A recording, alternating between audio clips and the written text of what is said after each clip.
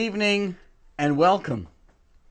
I come to you just arriving from the International Conference of the Chabad Emissaries, and this evening I wish to share with you some of the life lessons of the Rebbe from an anthology that was presented to us during a special 4-day conference that brought together more than 4,500 shluchim from around the world. The Rebbe, over the many years, Rabbi Menachem Mendel Schneerson of blessed memory, had special audiences, meetings with people from all walks of life. And I wish to share with you, gleaning from personal recollections of people from a myriad of backgrounds and of different countries. This all came from these private visits with the Rebbe, known to Chabad Lubavitch Hasidim as Yechidus, where individuals sought the Rebbe's counsel, his direction, and blessing in meetings that were normally held in the dark stillness of a Brooklyn night, and of course from many years ago. A young man who was struggling with bad habits requested the Rebbe's advice.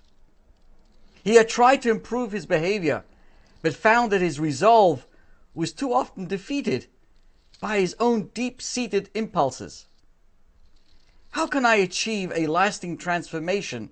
he asked the Rebbe. And the Rebbe responded in the following manner: "The real key to change is to firmly resolve in your heart of hearts that this behavior doesn't reflect who you truly are." While people would utilize their precious few moments with the Rebbe to focus on the essentials, I had the honor and the great honor of being with the Rebbe on 3 occasions, one-on-one. And of course, every moment was so important, not to waste time, not to be distracted. And people would only focus on what was most important. There was humor as well. The Rebbe, a woman said in Yechidus, in this private interview with the Rebbe, she said to the Rebbe, "My daughter's struggling to find a good shidduch, a good marriage prospect." And the Rebbe said, "Does she know what she's looking for in a husband?" "She sure does," says the mother, and proceeded to enumerate every imaginable quality. And the Rebbe answered, "It sounds to me like you're describing at least 3 different boys." And the Rebbe said with a smile. Each story that I share with you this evening demonstrates in a different way how the Rebbe would, while delving into the individual's particular predicate, particular problem, never lost sight of the bigger picture. The person's family, the communal situation, the appropriate international situation, if that was the case. Focusing especially on how the person could reach into himself or herself to discover unrecognized spiritual powers and to be able to find practical ways to utilize these inner powers that we all have for the good. So, dear friends, allow me to begin with several stories I've chosen that would give us a broader insight to the kind of advice, the kinds of questions, and more so the practical, helpful advice the Rebbe would give to inspire us as well.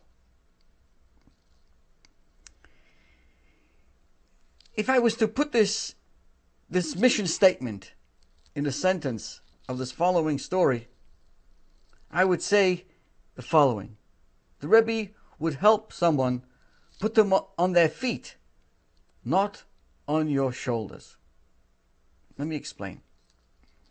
Late one night, 2 hours into the audience with the Rebbe, the well-known Israeli diplomat Yehuda Avner asked, "Rebbe, what is it that you seek to accomplish?"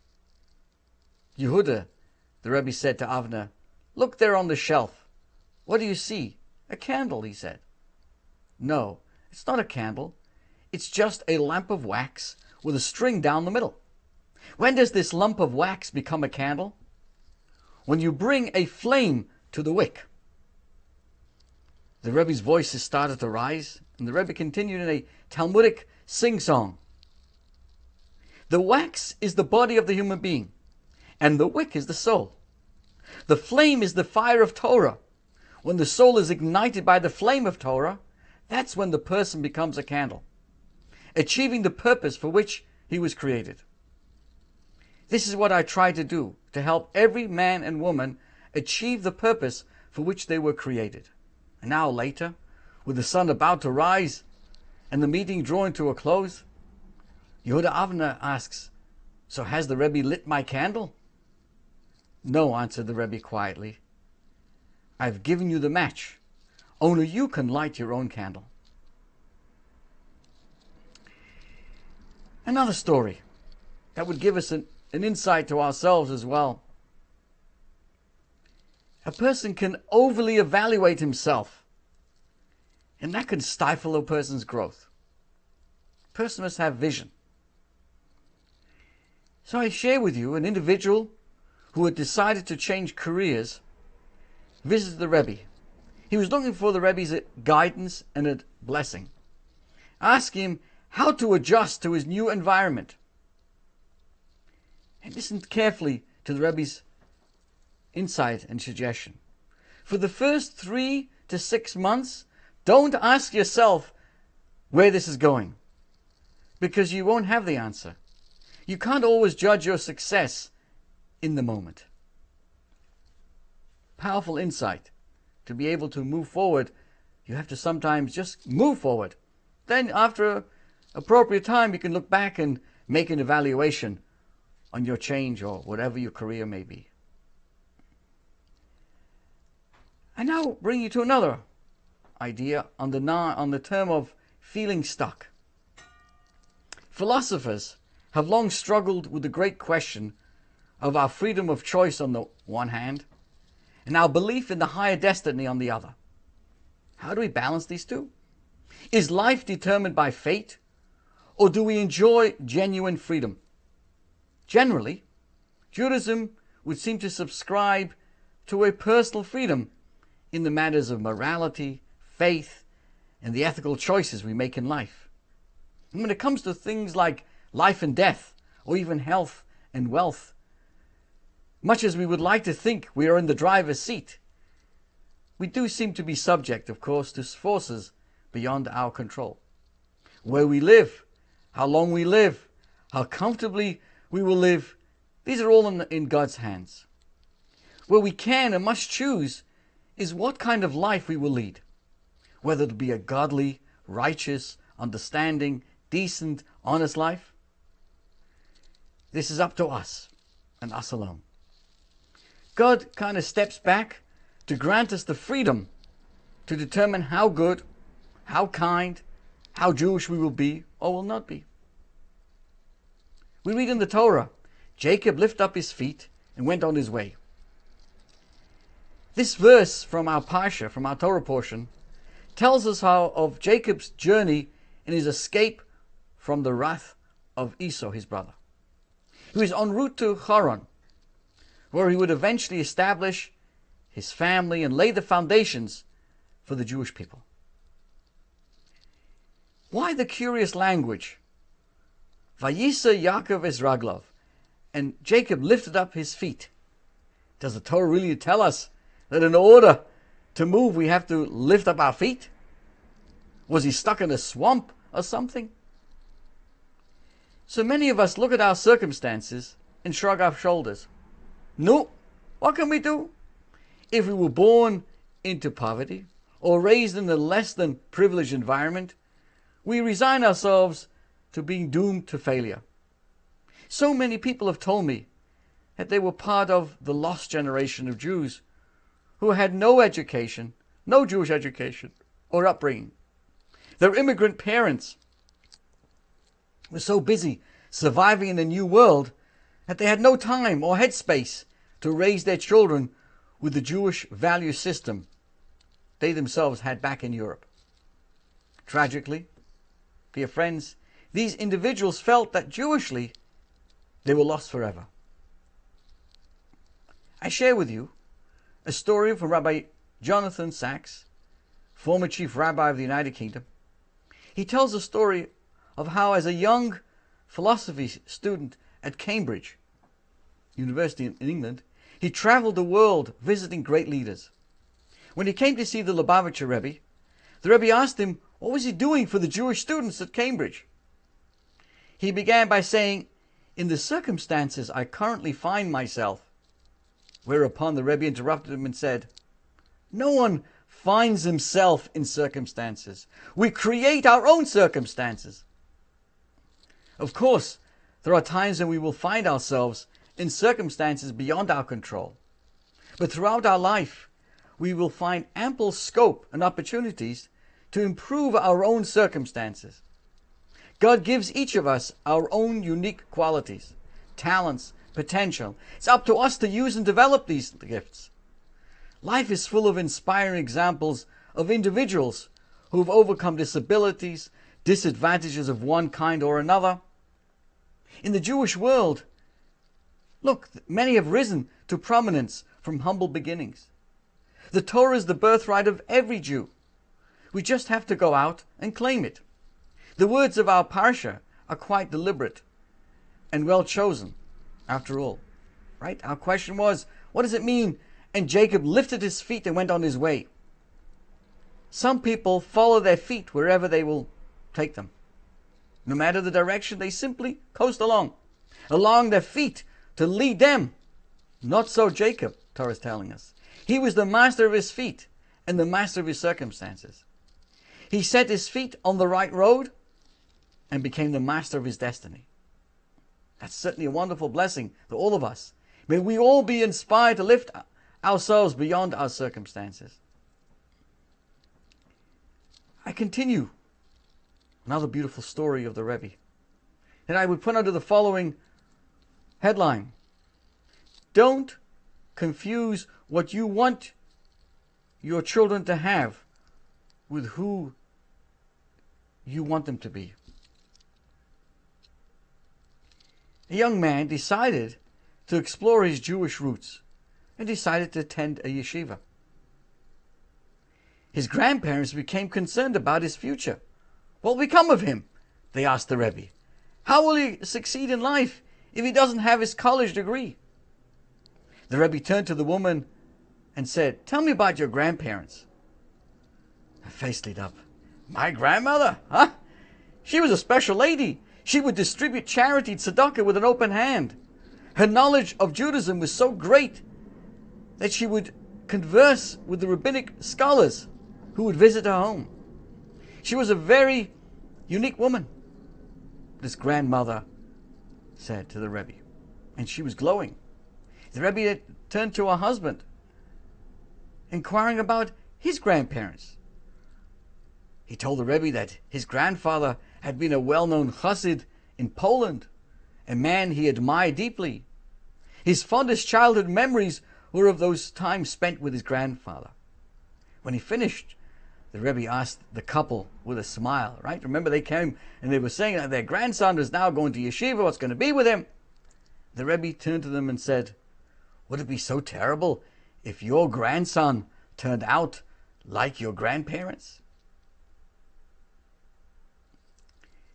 Another insight, my friends. And I certainly say, I'll pause for a moment to say hello to everyone joining us, to Ben Shiva, thank you so much, Jason, and to Leonardo Bermudez, and to the many people joining us. I'm sharing with you little snippets of stories that I heard over the special weekend with the International Conference of the Chabad emissaries who gathered this past weekend at the world headquarters at 770 Eastern Parkway. Here is another insight.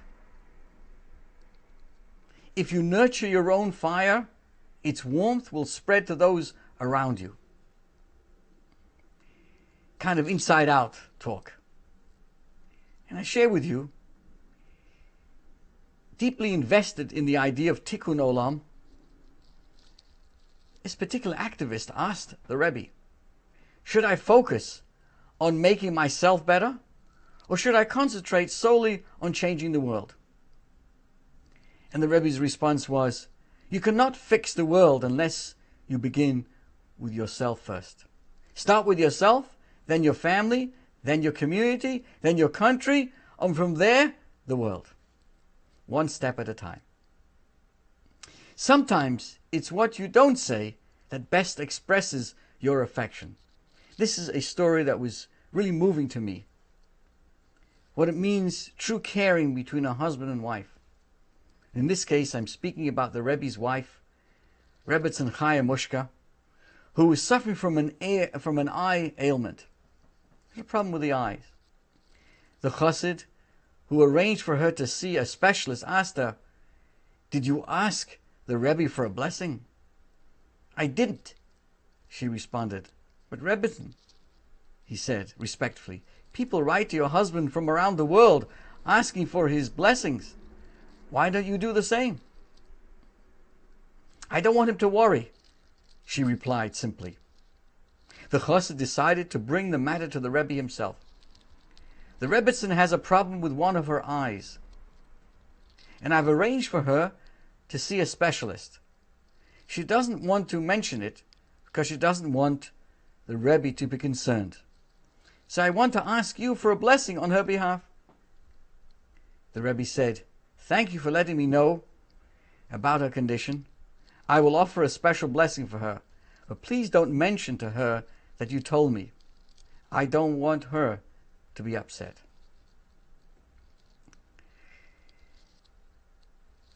First impressions are very important. In Jewish law, when you go on a job interview, for example, or you go into some place for the first time, you dress appropriately because first impressions makes a very big difference. I share with you an anecdote in this regard. A teacher brought a group of 50 yeshiva students to meet with the Rebbe many years ago. The teacher encouraged the students to contribute a single $1 along with their private notes to the Rebbe to be donated to one of the Rebbe's charitable organizations. Right? Why not? Sound like a good idea? As they entered the Rebbe's room, the teacher handed over an envelope containing the $50 he had collected from his students. And while the boys each handed over their personal notes. After the Rebbe addressed them, the students left the room while their teacher stayed on to discuss some personal matters. At the end of their conversation, the Rebbe gently admonished the teacher for collecting money from his young students. And listen to this, what the Rebbe's insight was. The students might walk away with the impression that everything is about money, even if the money is for charity. In their minds, religious leaders might become associated with taking rather than giving. Your students must know that their Rebbe, a teacher, and by extension, all of their teachers and leaders are here to give, not to take. There were situations where people were addressing how to go about in their work in life. And there's an expression, Ani ircha koidem, the poor of your own city comes first. In the late 1960s, a Jewish chaplain on a college campus turned to the Rebbe for advice.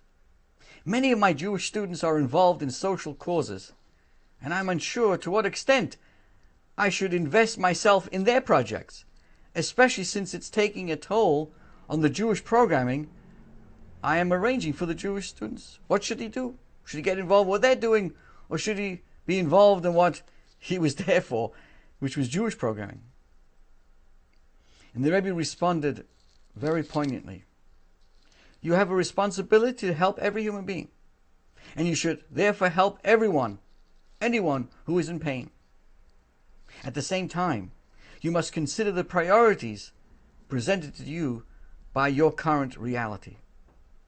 If two people are drowning and you have the ability to save only one of them, and one is your brother and one is a stranger, would anyone take issue if you saved your brother first? If and when you fulfilled your obligations to your brethren, you can continue with the other priorities to strangers, fine. But you must focus on your own first. Important insights from the Rebbe, and how important it is for us to learn and to find out more about how the Rebbe looked. There's an amazing book called Towards a Meaningful Life on the wisdom of the Rebbe, and many other efforts being now to codify and to put together and to print and to publish the many years of interviews and stories interacting with the Rebbe. And I conclude with a story of my own. I had, as I mentioned, the great honor of meeting the Rebbe privately 3 times, and many other times on the dollar line, which on the Rebbe would stand at his door on Sunday mornings, and thousands of people would come by, and the Rebbe would give us $1 with a blessing. We had an opportunity to ask for a blessing and some advice from time to time. And one of my private one-on-one yechidus with the Rebbe, the Rebbe, you would hand the Rebbe a note, put it into his hand. The Rebbe would read it and then respond, and you would walk out. You walk out in respect. You walk out backwards to the door, and then of course you would remember the advice and continue on. When the Rebbe took my letter on my very first encounter with the Rebbe, I had written my name on 2 lines. When you signed your letter, you signed your Jewish name, the son of your mother. In my case, I have three names. The son of my mother, who has 2 names. Being it's 5 names plus the word Ben, I put it on 2 lines. The Rebbe took a pencil, and before he even started speaking to me, he made a pencil connection, connecting the word Ben, the son, to the next line where my mother's name was listed. You'd say, what? Just read it. What's the big deal? But the Rebbe took a pencil, and before he would speak to me, he connected that my names, Asher, Anshel, Azriel, Ben, the son of, would immediately connect to my mother's. It wasn't a separation, which has many meanings to me, and many deep meanings. But I share this with you, that when you write your names down, the son or the daughter of, always write it on 1 line. Never break your names into 2 lines. So there's one connection with one blessing, with all the good things that come from that. I thank you so much this evening for joining us, and wishing you all the best and good news to you and to your family.